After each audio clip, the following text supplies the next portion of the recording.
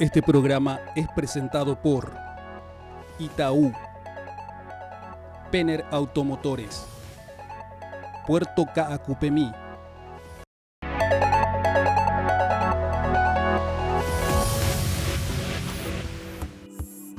Muy buenas noches. Hoy estamos con nuestro penúltimo programa del año y queremos hacer un resumen de todas las actividades y todos los programas que hemos hecho durante todo este año, que creemos que hay muchos temas muy ricos que realmente hemos recorrido y por los cuales hemos pasado. Y estamos hoy con Fabricio Vázquez, un conocido de la casa. Fabricio también trabaja con nosotros en MF. Buenas noches, Fabricio. Buenas noches, Manuel, y a toda la audiencia. Bueno, y vamos a comenzar por lo que hicimos en algún momento dado, un programa conjunto que hicimos sobre el Chaco. Sí, en esa oportunidad estuvimos hablando de la problemática del Chaco, hicimos un programa sobre los incendios, pero también hablamos sobre la expansión de la ganadería, la llegada de la agricultura y una economía que no ha parado de moverse y de generar oportunidades para la producción, principalmente de carne. Estuviste hablando también sobre la mujer en un momento del año. Sí, hicimos un programa también sobre el rol de la mujer en la economía. Pasamos de tener mujeres que se quedaban solamente en las casas y ahora tenemos mujeres que ingresan al mercado de trabajo y eso le ha dado un mayor dinamismo también a la economía, principalmente en el sector de comercio y de servicios hemos tenido la mayor presencia de mujeres. Y finalmente, para este bloque, una de las cosas que creo que ha sido más trascendentales en términos económicos en los últimos años, que ha sido el desarrollo del mercado inmobiliario, sobre todo a nivel urbano. Analizamos justamente con los amigos de Capadei todo esto que estaba pasando en Asunción, en el Gran Asunción también, la generación de una nueva oferta de viviendas para diferentes sectores. Tocamos un poquito también la demanda, vimos cómo era en términos numéricos, cuantificamos esa demanda de vivienda de todo tipo y la irrupción de un nuevo modelo que es el de los departamentos. Vamos ahora a ver un resumen de lo que fueron estos programas.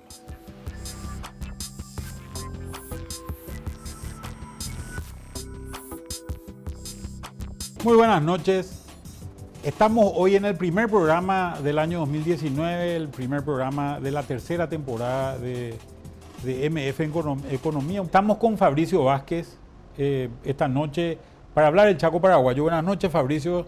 Gracias por estar con nosotros acá. Buenas noches, Manuel. Buenas noches a la audiencia. Y bueno, vamos a tratar de comprender un poquito más el Chaco, más allá de esa visión puramente ambiental esta noche. ¿Qué es lo que podemos empezar diciendo del Chaco paraguayo? Bueno, el Chaco paraguayo es un espacio que ha estado siempre marginalizado en la estructura de utilización del espacio paraguayo. Y esto es desde el vamos. En el periodo precolonial, el Chaco, que proviene del quechua, que significa territorio de caza, era una zona donde los incas venían a cazar animales, porque no tenían proteína animal en las montañas, entonces bajaban para eso. Y esto se mantuvo medio así, inclusive después de la llegada de los españoles.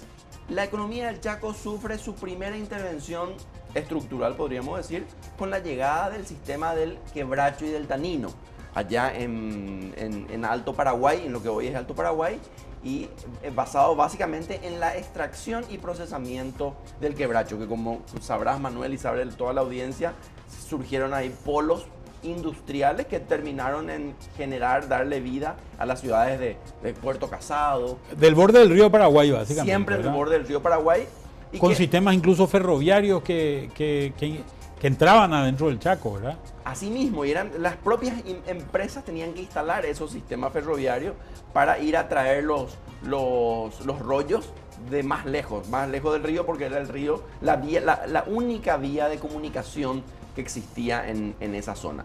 Entonces, estos fueron uno de los primeros sistemas económicos en el Chaco. Sí, incluso a todo el ejército paraguayo se lo trasladó a través del río y a través de estos sistemas ferroviarios privados que tenían las empresas tanineras, ¿verdad? Terminó siendo estratégico esto que estás diciendo, Manuel. Se ganó demasiado tiempo para la guerra del Chaco. Los soldados estaban en 48, 72 horas saliendo desde Asunción, estaban en el frente de batalla en 3 días, que es muy poco para ese momento histórico, mientras que Bolivia invertía casi una semana en llegar al frente de batalla. Entonces, incluso después tuvo una utilidad estratégica en esta guerra. También para la instalación de los menonitas, ¿verdad? Los menonitas también hicieron ese mismo trayecto en su momento, ¿verdad? Así mismo, al principio. Y lo que contás es la segunda intervención, es el segundo sistema económico que se instala en el Chaco de los menonitas. Aunque podemos también decir, Manuel, ¿por qué le llamamos menonita? Menonita es una religión, y los menonitas actuales que están en el Chaco Central en realidad no le conocemos por ir mucho a la iglesia, le conocemos por su capacidad productiva. Tendríamos que llamarle de otra forma, pero bueno, más allá de eso lo importante es ver ¿qué pasa con la instalación de estos menonitas en el Chaco Central? Se desplaza el centro de gravedad económica del Chaco, pasando del río Paraguay al Chaco Central, con el desarrollo de una agricultura incipiente de subsistencia en los primeros años, que van de 1927, en realidad diciembre de 1927, va hasta 1950, era agricultura para subsistir. Recordemos que los menonitas trajeron semillas de trigo de Canadá, porque querían seguir sembrando trigo, conocían muy poco de Paraguay. Hemos visto un poco la situación histórica de lo que ha sido y de qué es lo que era el Chaco paraguayo.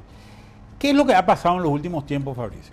Grandes transformaciones, principalmente en la ganadería, esta ganadería que ha recibido presiones desde la región oriental. Y para entender el Chaco en este mapa, audiencia y Manuel, vamos a tener que entender qué es lo que pasó en Paraguay y qué es lo que pasó en la región también. Manuel, ¿cómo podemos explicar esta ida al Chaco de ganaderos que tradicionalmente estaban en Concepción, en San Pedro, en Caguazú? Bueno, yo creo que una de las cosas que ocurre es, cuando empezamos a mirar el mapa, vemos que en la zona del Alto Paraná, lo que va desde Encarnación hasta la frontera seca, digamos, en la zona de Salto del Guairá más o menos, que bordea el Alto Paraná, es la zona tradicionalmente agrícola. A partir del año 2004 más o menos empiezan a subir los precios de los commodities agrícolas y obviamente se empieza a generar una expansión de la agricultura que seguía buscando tierras y que básicamente fue avanzando sobre pasturas ganaderas. Fue arrendando a los ganaderos o comprándole tierras a los ganaderos y fue apretando esa ganadería en ciertas zonas de la oriental. Posteriormente, también en el año 2005, Paraguay empieza a desarrollarse de manera muy importante con el tema de la ganadería. En el año 2005, Paraguay exportaba más o menos 50 millones de dólares en carne. Hoy estamos exportando en el orden de los 1.300 millones, ¿verdad? Estamos hablando de carne y cuero. ¿Qué es lo que pasa? También la ganadería empieza a buscar nuevas tierras. Entonces, al empujarse la ganadería hacia la zona del río Paraguay, desde el Paraná hacia el Paraguay, la ganadería cruza el río y empieza a buscar otras zonas de campos muy bajos, de campos de precios muy bajos. En un momento dado, la zona que se había explotado tradicionalmente era la zona que bordeaba el río Paraguay, ¿verdad? Más o menos llegando hasta la altura de estas ciudades que eran Puerto Casado y compañía en su momento, y empieza a cruzar hacia lo que es el Chaco de transición inicialmente, que está entre el río y la colonia menonita, por entenderlo de alguna manera, y empieza a llegar al Chaco central, a las zonas que tradicionalmente eran solamente menonitas, empiezan a desarrollarse con la venida de ganaderos paraguayos, pero también con la llegada de ganaderos brasileros que venían de la zona de Mato Grosso fundamentalmente, que también cruzan el río Paraguay porque encuentran tierras muy aptas en la zona del Alto Chaco fundamentalmente, y ganaderos uruguayos, fundamentalmente uruguayos, también algunos argentinos, pero fundamentalmente uruguayos, que lo que hacían ese era un momento de expansión también de la agricultura en Uruguay. Gran parte de los argentinos, ya régimen de los Kirchner en la Argentina, empiezan a cruzar el río Uruguay en este caso y a comprar campos en el Uruguay que pagaban, por decir un precio, $500 la hectárea, esos uruguayos se juntaban entre varios o venían solos o conseguían un crédito y venían y compraban extensiones mucho más grandes Y más con ese baratas. dinero a $50 la hectárea o a $40 la hectárea o a $30 la hectárea, dependiendo de la zona donde estaban, y compraban grandes extensiones. Hoy se habla de que los uruguayos tienen en Paraguay en el orden del 1 o 1,5 millones de hectáreas más o menos.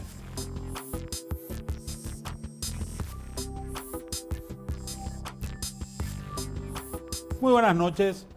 Esta noche tenemos la presencia de varias personas que nos van a ayudar a discutir un tema que creemos que es vital y que es importantísimo para lo que es el desarrollo del Paraguay, que es básicamente el desarrollo inmobiliario.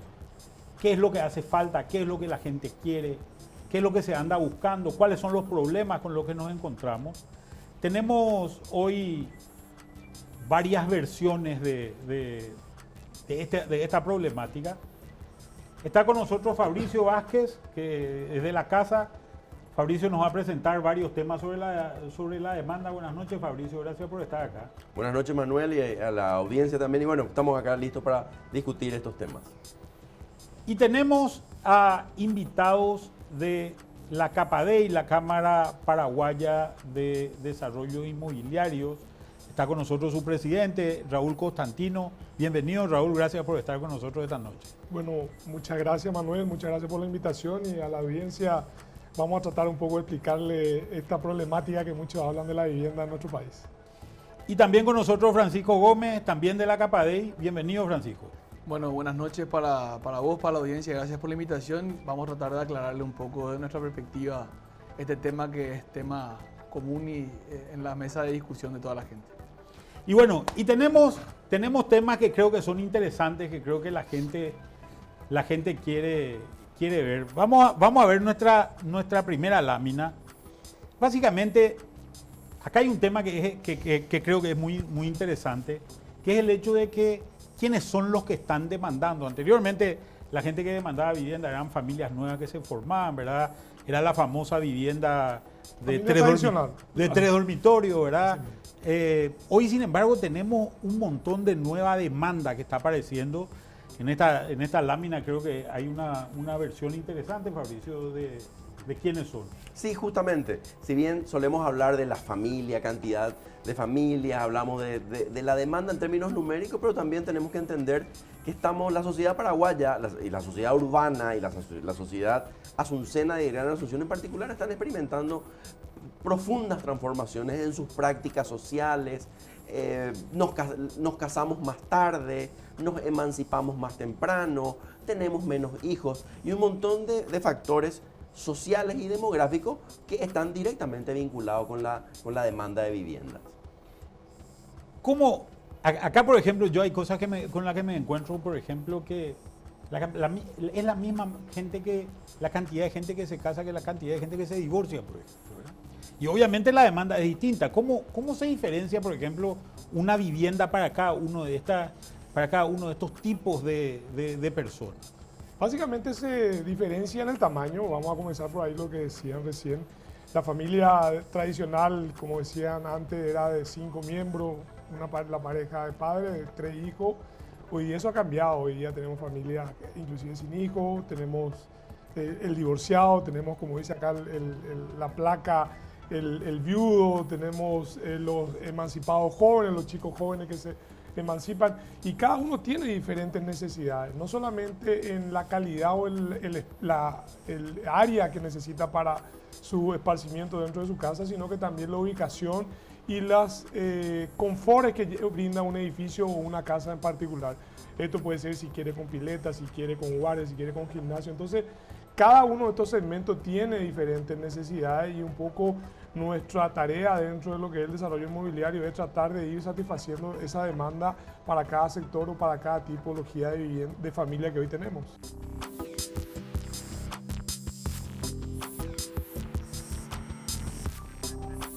Abordamos ya entonces los primeros elementos para comprender el rol de la mujer paraguaya en la economía, en el marco de la conmemoración del Día Internacional de la Mujer. Como decíamos en la introducción, casi siempre hablamos de la mujer, hablamos de violencia, hablamos de casos no tan positivos. Sin embargo, las estadísticas mundiales muestran de una reducción significativa de las diferencias, de las asimetrías existentes entre las mujeres y los hombres en las diferentes partes del mundo. Paraguay parece no ser la excepción. Antes de entrar a mostrar algunos indicadores económicos de la participación de la mujer en Paraguay, vamos brevemente a tratar de comprender cuál ha sido la historia de la participación de la mujer, no solamente en la economía, sino en la sociedad. Y para no ir muy lejos, tenemos que recordar que los paraguayos somos el resultado de una mezcla de culturas, y de un mestizaje que se dio por la presencia de mujeres, básicamente mujeres guaraníes, con la llegada de los españoles. Otro evento, este sí ya mucho más trascendental de la presencia de la mujer, fue justamente la guerra contra la Triple Alianza, o mejor dicho, la posguerra contra la Triple Alianza, cuando no quedaban hombres en edad de trabajar y las mujeres fueron las responsables de levantar la economía destrozada de este país. Podemos observar que del 6,9 a 1970 actualmente estamos en 2,5 hijos por mujer y para el 2000, a mediados de 2000 de la próxima década llegaremos a solamente 2,3 hijos por mujer. Es decir, una reducción muy significativa que las estadísticas lo muestran, no se dan solamente en las zonas urbanas, sino también y de forma más significativa aún en las zonas rurales, lo que nos habla de que las mujeres rurales tienen menos hijos. Y como veremos después, las mujeres rurales, las mujeres en general, en todo el mundo, tienen menos hijos cuando tienen mayor cantidad de años de educación formal. Por lo tanto, la educación es un poderoso agente que restringe la natalidad. En la semana le consultamos a nuestro público por redes sociales qué pensaba sobre estos aspectos de la mujer en la economía paraguaya. Y ahora vamos con Paloma para ver esos resultados. Hola Fabricio, ¿cómo estás? Muchas gracias y extendemos también el saludo para la teleaudiencia. Es momento de ver lo que pasa en las redes sociales y vamos a la plataforma Twitter, donde la semana pasada realizábamos la siguiente encuesta en el marco del Día Internacional de la Mujer que se celebró el pasado 8 de marzo. La pregunta era la siguiente: ¿en tu entorno laboral hay más mujeres que hombres? Y estos son los resultados. El 59% indicó que más de la mitad de su entorno laboral está compuesto por mujeres y con un menor porcentaje, un 41%, indicó que menos de la mitad de su entorno laboral está compuesto por mujeres. Esto es entonces lo que vemos en las redes sociales. Sin embargo, recordemos que varios de los reclamos de las mujeres todavía hace al ambiente laboral, principalmente en la brecha salarial como también en la discriminación. Recordemos nuestro Twitter, @mfeconomía. No se olviden de seguirnos para más información y también para más encuestas de ese tipo. Canal ProPY también, las redes sociales del canal en Twitter, Instagram y también en Facebook. Gracias Paloma por estos datos que refuerzan lo que habíamos tratado en el bloque anterior y que vamos a seguir tratando en este programa. Muchas gracias.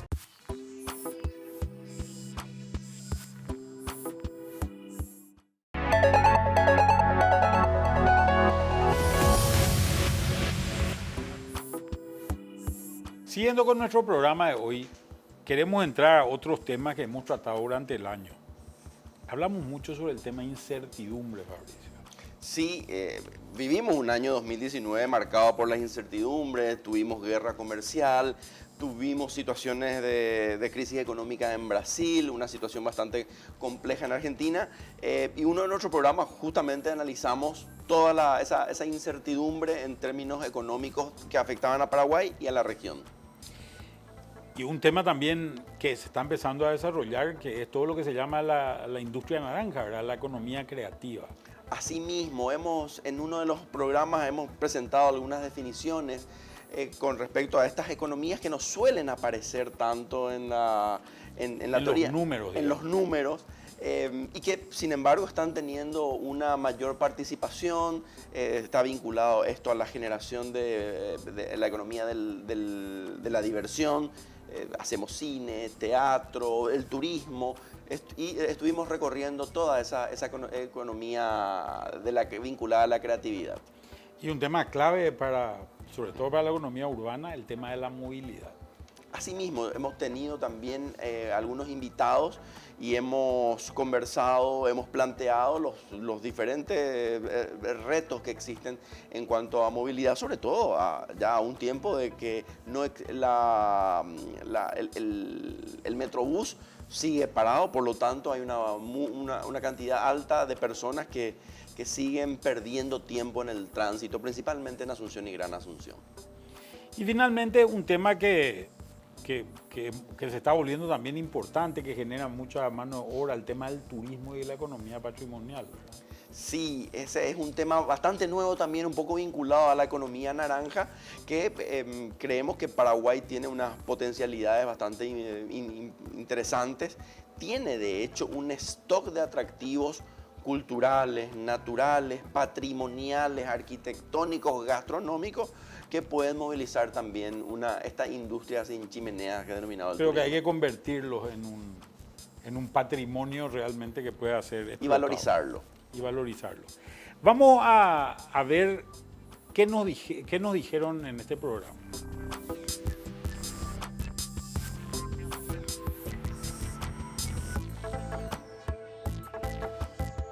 La incertidumbre. Estamos acostumbrados a hablar de economía, a hablar de oferta, de demanda, del mercado, de importaciones, de exportaciones, del rol del Estado cuando nos cobra impuestos, las posibilidades de intensificar la producción por eventos tecnológicos, pero en esta oportunidad vamos a analizar la incertidumbre, un factor no económico en términos puros, pero que tiene una implicancia y un impacto en el nivel de expectativas que tienen los diferentes agentes económicos y que por lo tanto terminan incidiendo de forma duradera y afectando los circuitos económicos en un momento dado.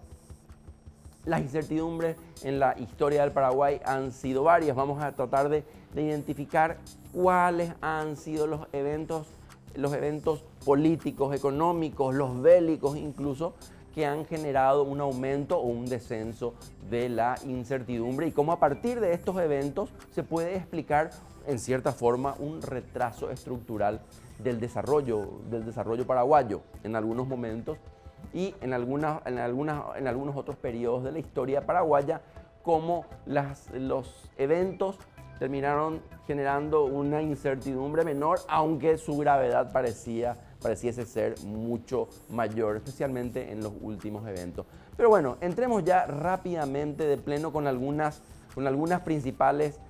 definiciones principales que nos van a ayudar a entender de qué estamos hablando cuando hablamos de incertidumbre.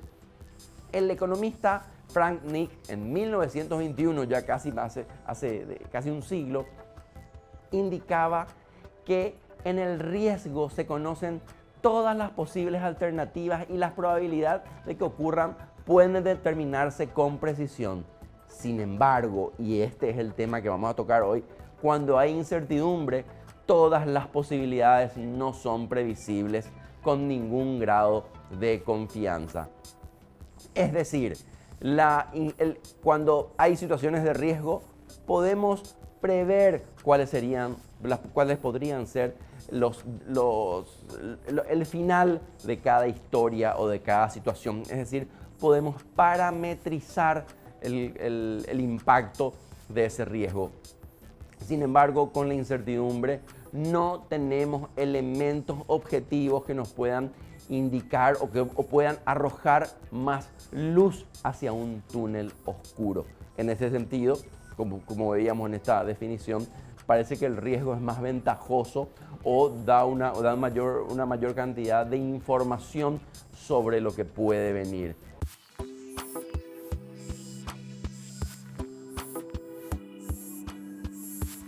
Nuestro programa de MFM Pro de hoy, abordando un tema que en las últimas semanas ha hecho mucho ruido, el conflicto de los taxistas con las plataformas de movilidad como Uber, como Move, pero creemos justamente que este evento es una señal de una problemática y unos desafíos mayores para la ciudad de Asunción, que es la movilidad urbana. Por eso, en el programa de hoy tenemos como invitado al arquitecto urbanista Gonzalo Garay, conocido ya hace varias décadas como uno de los principales impulsores, preocupados, generadores de ideas alternativas y sobre todo uno de los grandes pensadores sobre la Asunción actual y la Asunción del futuro.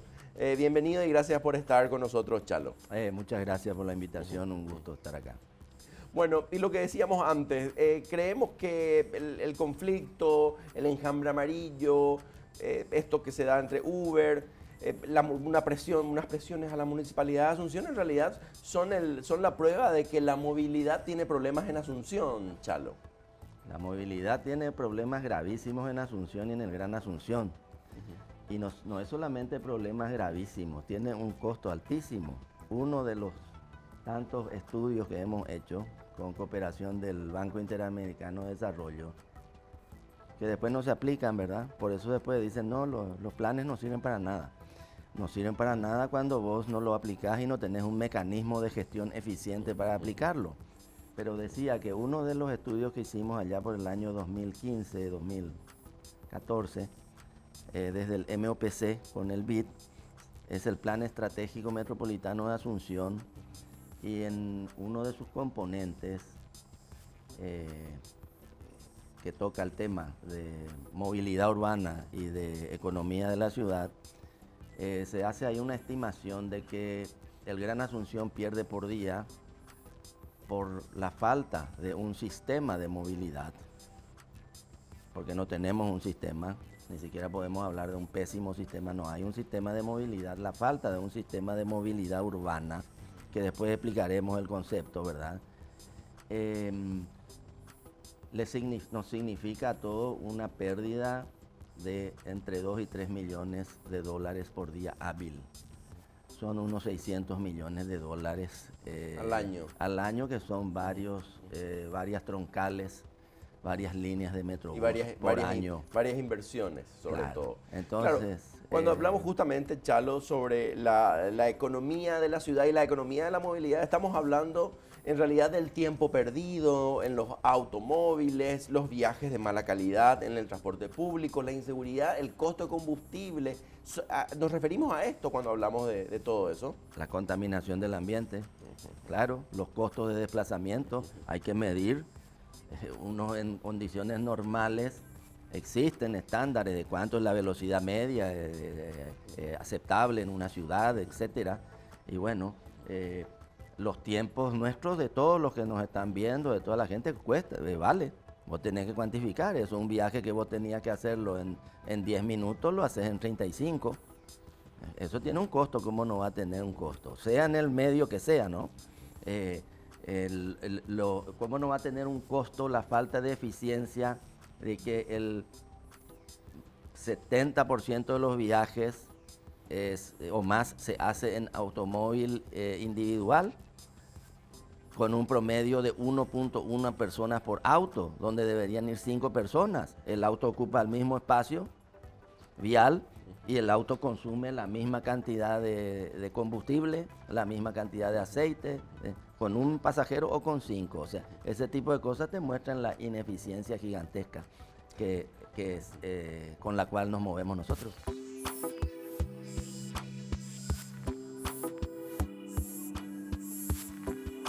Iniciamos entonces nuestro programa de hoy en MFM Pro sobre estas economías creativas. Como habíamos dicho en la introducción, desde MFM Pro abordamos siempre la problemática y los desafíos, tratamos de comprender la economía paraguaya y por el peso que tienen los sectores tradicionales como agricultura, ganadería, los nuevos sectores como construcción, el inmobiliario, las finanzas. Hemos tratado de comprender, de enumerar la pertinencia, el rol que juegan los diferentes sectores en la economía. Y en este programa vamos a insistir más con una economía alternativa, y cuando decimos alternativa a veces puede ser un poco peligroso porque creemos que es marginal. No, esta es una economía importante, es la economía creativa. Forma parte de este nuevo paquete de economías que están surgiendo como resultado de las transformaciones de la sociedad que comienza a consumir otro tipo de productos. Ya como habíamos indicado también, está con nosotros Ricardo Arriola, él es director ejecutivo de la Federación de Industrias Creativas del Paraguay. Ricardo, bienvenido, muchas gracias. Muchísimas gracias a vos y a todo el equipo por la invitación. La verdad que estoy muy contento de estar acá para poder comentar un poco, así como decías vos, los avatares y lo que estamos haciendo nosotros ahora en el desarrollo de este nuevo sector, esta economía que se está hoy visibilizando en el país. La televisión no es el único, o las industrias audiovisuales que estamos acostumbrados con el éxito de las películas, Siete Cajas, bueno, no quiero empezar a dar nombres porque seguro que me voy a olvidar, porque hay tantas películas ya que tienen éxito y que estamos exportando incluso, pero hay mucho más detrás de los audiovisuales que nos muestran que es un sector, esto de la economía creativa que está surgiendo. Entonces, Ricardo, ¿qué te parece si comenzamos a ver un poco los antecedentes? ¿De dónde sale? ¿Cómo se empieza a hablar? ¿Cuándo? ¿En qué momento la economía, esta economía que no son economías tradicionales, por llamarlo de alguna forma? Recordemos que la economía ortodoxa, podemos decir que distribuye los grandes sectores en primario, que es agricultura, ganadería, secundario, que son las actividades industriales, y el sector terciario, que son los servicios. Bueno, ahí entran un conjunto de servicios, pero esta economía creativa no está tanto tampoco en el sector servicios, es una parte. Por eso creo que es bastante interesante tratar de comprender desde dónde viene.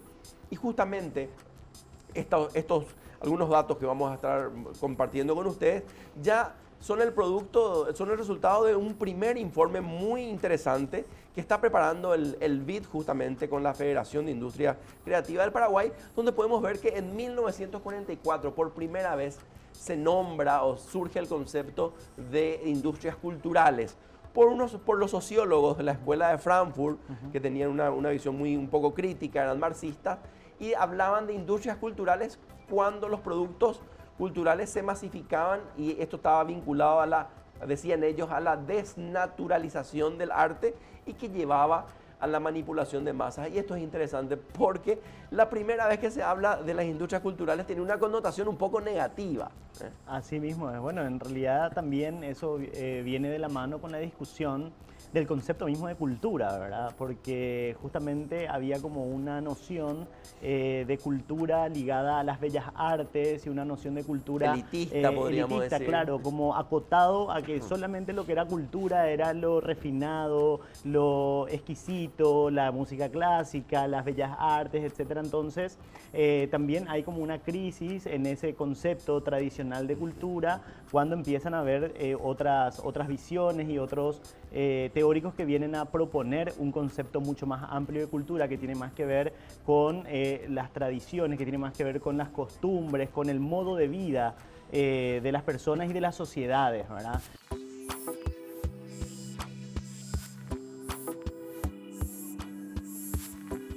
En este programa vamos a abordar las denominadas economías patrimoniales. La denominamos nosotros en un intento de identificar y de valorizar una serie de recursos patrimoniales que disponemos. En México, por ejemplo, hay un programa que se llama Pueblos Mágicos y en Argentina se llama Pueblos Auténticos. Y son pueblos que tienen una identidad histórica relevante y que el gobierno y la Secretaría de Turismo o el Ministerio de Turismo ha decidido potenciar esa historia que ellos tienen y sacar provecho económico, ¿verdad?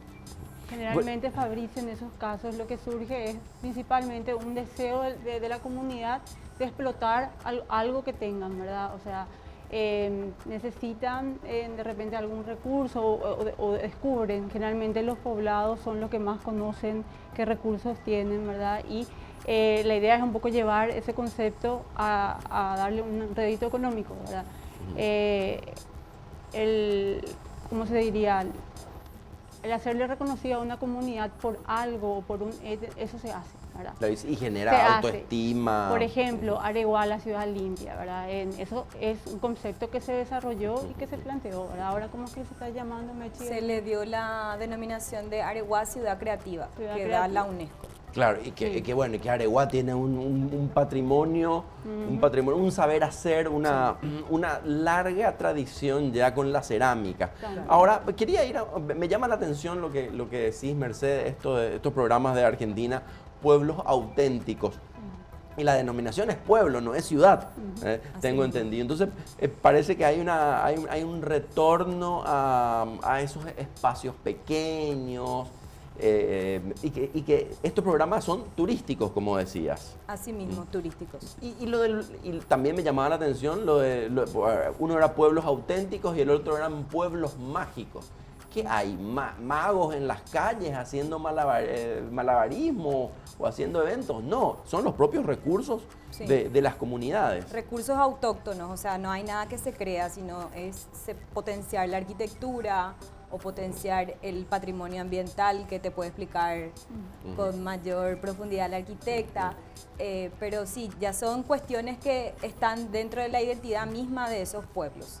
Y también acá en Paraguay hay ejemplos, o sea, además de Areguá, en Yaguarón también hay un grupo interesante de pobladores que están trabajando hace 15 años juntos, están liderados por una persona que se llama Fernandito Díaz, que él se hace llamar Fernandito Díaz Yaguaronguá.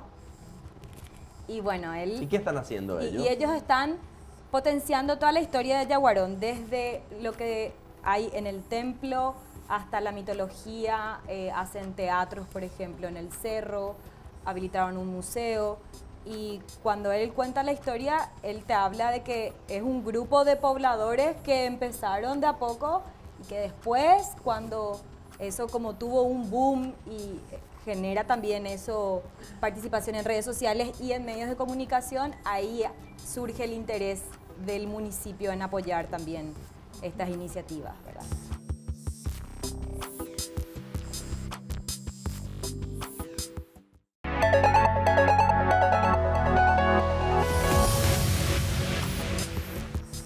Seguimos con nuestro programa de hoy en una recopilación de lo que fue el año 2019, un año complicado, un año difícil, un año de mucha incertidumbre, como lo veíamos en un momento dado.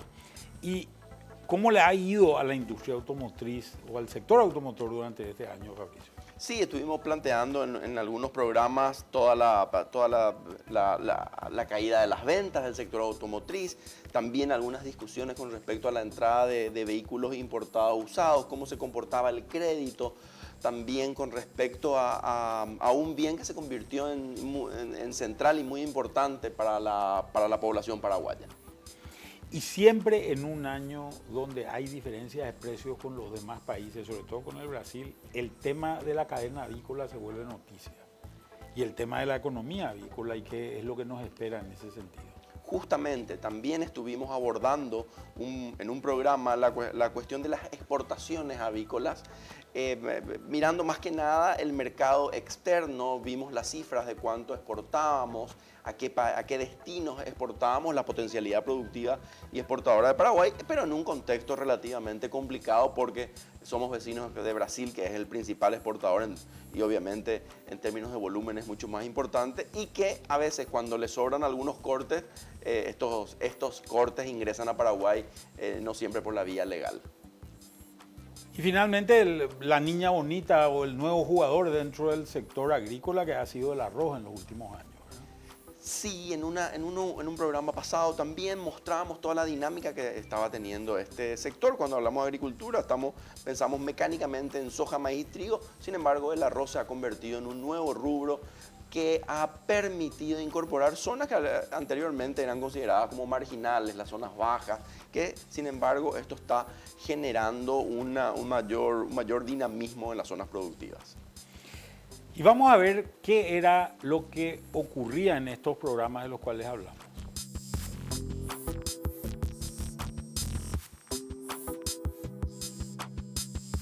Y estamos acá en un programa que quisimos hacerlo un poco diferente.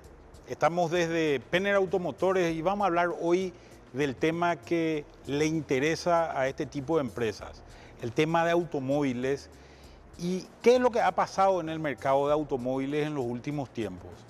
hemos visto realmente una proliferación de vehículos en los últimos años y esta proliferación de vehículos se ha traducido en ciertos problemas de tráfico, se ha traducido también en problemas serios de pavimentos que lo sufrimos todos los días y seguramente en un interés del Estado paraguayo también de generar cada vez más infraestructura en comparación a lo que había hecho en años anteriores. Estamos acá de vuelta de la pausa con Orlando Pena, el dueño de casa. Muchas gracias, Orlando, por estar hoy con nosotros. Un amigo del programa también. Algunas cosas que te queremos preguntar y que creemos que son interesantes. Un primer tema es, ¿cómo están las ventas hoy de autos nuevos y usados en Paraguay, en Asunción, en distintas zonas? Bueno, muchas gracias por la invitación, Manuel, desde ya. Sí, las ventas de vehículos 0 kilómetros y de usados, gracias a Dios, en Penner Automotores no están mal, están bien. ¿Alguna vez fueron mejores? Sí, eso no vamos a negar. Se siente como un poco deprimido el mercado en los últimos meses, pero seguimos vendiendo, tal vez con un poco más de esfuerzo del equipo comercial, de la empresa en general, pero la necesidad de vehículos sigue siendo grande y bueno, ahí estamos. ¿Cómo está la venta de usados también? Porque normalmente una persona que viene a comprar un auto nuevo entrega un auto usado como parte de pago, ¿verdad? Sí, tenemos relativamente pocos usados hoy día, bien menos usados que hace 6 meses. Claro, tiene que ver con un poco más de promoción, pero como Penner Automotores vende la mayoría de los vehículos pick-up, del tipo pick-up, volvemos a recibir camionetas de trabajo usadas que se venden otra vez fácilmente. O sea, yo creo que no todos los segmentos se venden tan bien en cuanto a vehículos usados como las pick-up. Nuevas, seminuevas, usadas, casi viejas, siguen siendo herramientas de trabajo y hay gente de todos los estamentos que requieren eso, obviamente, para su trabajo. Así que se sigue vendiendo y bastante bien la camioneta usada. ¿Y cuál es la posibilidad que tiene hoy la gente de entrar con un vehículo 0 kilómetros, posiblemente de menor gama, ¿verdad? Y que pueda acceder a un vehículo en general para salirse de un vehículo de Iquique, por ejemplo? Sí, cada vez hay vehículos con la competencia que hay y la variedad que hay en el mercado cada vez más grande. Ya hoy día hay vehículos de $8.000, de $9.000, 0 kilómetros, 10.000, ya uno puede hasta elegir entre varias marcas. Con el crédito blando que están ofreciendo varios bancos, no solamente el BNF, realmente habría que pensar 2, 3 y 5 veces. Muchas veces está instalado en la mente de la gente, bueno, si quiero comprar algo conveniente, algo barato, voy y compro uno de Chile. Con un poquito más de esfuerzo, hoy día ya se puede comprar un 0 kilómetro o un seminuevo, no modificado, el volante, el tren, esto, lo otro. Además, hay que decirlo con todas las letras, casi la totalidad de los vehículos traídos de Japón, de Chile, de Corea, figuran 70, 80, 90 mil kilómetros, pero antes de bajar el kilometraje, uno ve que tienen 250, 300 mil kilómetros. Entonces, es un engaño en la mayoría de los casos. Por eso ya salieron, de hecho, de uso en sus países de origen, ¿verdad? Y además, la complicación esta de cambiarle el volante también es una complicación importante, ¿verdad? Esos vehículos con 70, 80 mil kilómetros jamás pueden humear como humean muchos de ellos. O sea, es una prueba más de que su uso no se condice con el kilometraje que muestran ya cuando están puestos a la venta.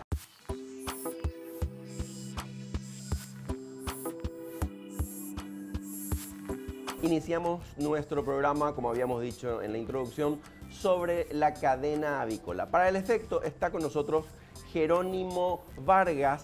Él es encargado de compras internacionales, compras internas, el que maneja las exportaciones de Polpar para sus productos caseros en Paraguay, pero en el exterior es Polpar. Bienvenido, Jerónimo, y gracias por acompañarnos. Muchas gracias, Fabricio, por la invitación. Realmente un gusto estar acá con ustedes y a las órdenes. La cadena del pollo creció bastante. Teníamos unas producciones relativamente bajas hace unos 15 años, es decir, así como el Paraguay se transformó, la producción de pollo también.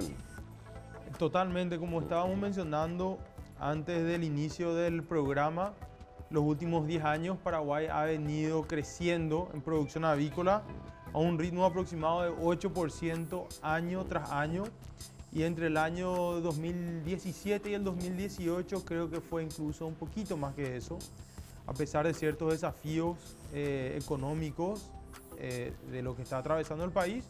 La industria avícola sigue siendo una industria que continúa en crecimiento. Ok, y esto se ve justamente en estos gráficos, Jerónimo. En el 2007 Paraguay faenaba casi 28 millones de cabezas de pollos, de animales por año, pasando actualmente a más de 71 millones. Un crecimiento espectacular, más que una duplicación. Sí, absolutamente, y bueno, estos números, somos conscientes de que todas las empresas avícolas hoy continúan invirtiendo, siguen apostando por el país, y estos números tendrían que seguir creciendo y esperemos que a pasos rápidos, ¿verdad? Claro, acá estamos hablando básicamente de la histórica Pechugón, luego Casero, luego Pollos Don Juan, también otros sistemas productivos de Guairá, de Campo 9, de Itapúa, que son las otras 3 industrias que completan el escenario de la oferta. Pero cuando hablamos de pollo solemos pensar ¿qué come el pollo? O sea, cuando hablamos de ganado vacuno hacemos referencia al pasto, pero el pollo se vincula con otras cadenas, Jerónimo. Sí, por eso hemos hablado en varias oportunidades con el gobierno, hemos tenido conversaciones muy interesantes sobre el potencial que tiene el pollo en el Paraguay. Para tirar algunos números, hoy Paraguay produce aproximadamente 4 millones de toneladas de maíz por año. Pollo principalmente se alimenta de maíz y de soja. ¿En qué porcentaje? Y varía dependiendo de los costos de cada uno, pero normal es más come maíz, más maíz. Come más maíz. Que le da el carbohidrato. Le da el carbohidrato, y de la soja principalmente se busca la proteína. Pero independientemente a esto, en Paraguay, entre la producción alcoholera, la producción de cerdos, la producción de pollo y los feedlots bovinos, se consume aproximadamente, son números aproximados porque realmente no tenemos datos estadísticos 100% confiables, pero estimamos 1,5 millones de toneladas.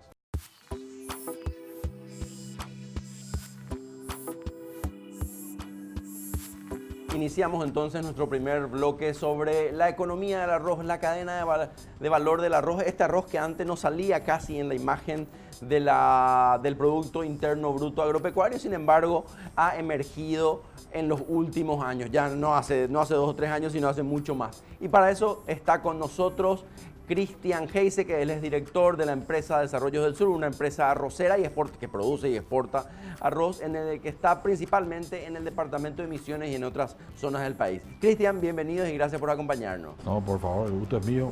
Gracias por estar aquí. Bueno, Cristian, no teníamos el arroz, no era un rubro productivo tradicional paraguayo.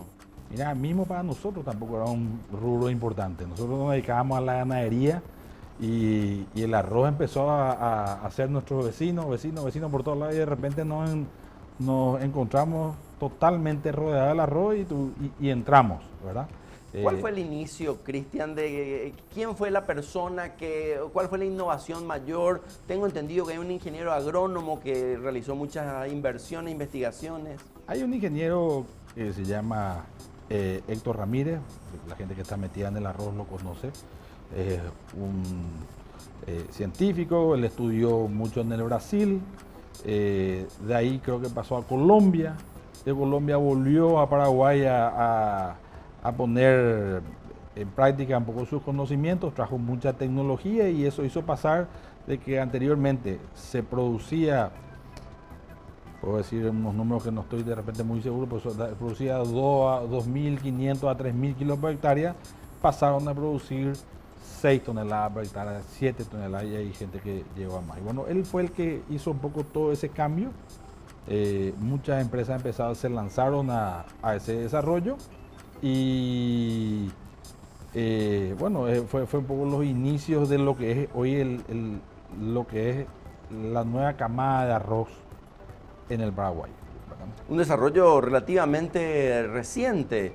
¿En qué periodo podemos decir que el arroz empezó a un despegue importante y una expansión? Me puedo animar a decir que en el año 2007, 2006, 2007, 2008, desde ese momento empiezan a cambiar los números del arroz, ¿verdad? Como digo, anteriormente habían productores de arroz, pero no estaban tecnificados y no tenían tampoco tanta rentabilidad por los números que producían. Así mismo, y esto se puede ver, si podemos ver nuestra primera lámina, por favor, donde están esta es la imagen del arroz que teníamos en el censo del 2008. Cada círculo corresponde ahí a una cantidad de hectáreas dadas, y vemos que el departamento de Itapúa, Misiones y Cazapá concentraba, y se puede observar también que en el 2008 teníamos 33.000 hectáreas cultivadas, que hoy es un chiste, parece una broma este número. Hoy creció bastante, yo creo que el número que estamos hoy estamos entre 140 y 150.000 hectáreas, ¿verdad? Los lugares también se cambiaron mucho, porque yo creo que Itapúa decreció mucho, Cazapá se quedó un poco en los nuevos estados, creció mucho Misiones, hoy está también desarrollándose parte de Ñembucú sobre el río Paraguay, San Pedro, hay también desarrollos en el Chaco, utilizando todo lo que es la cuenca del río Paraguay, ¿verdad?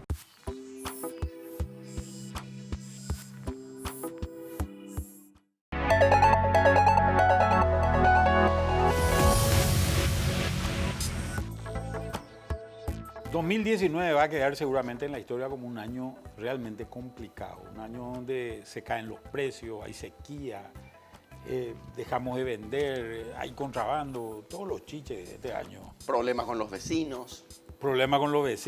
Crisis política interna, como que teníamos todo el regalo de fin de año. Vamos a seguir, Fabricio, la semana que viene con el último programa de esta serie, donde queremos seguir mostrando otros temas que hemos visto durante este año. Uno de los temas es, bueno, tuvimos una crisis, cómo reaccionó el Estado, cómo vino la reactivación, cuáles fueron los problemas que encontramos, no solamente a nivel del Ministerio de Hacienda, sino también a nivel de Banco Central, cuáles fueron las importancias que le habíamos dado en algo que en algún momento dado se creyó como muy importante, que fue el acuerdo Mercosur-Unión Europea, y que posiblemente con lo que está pasando hoy en Argentina sea un tema que va a tardar mucho en por lo menos en activarse si es que eso ocurre. Así que con Fabricio vamos a estar seguramente también el próximo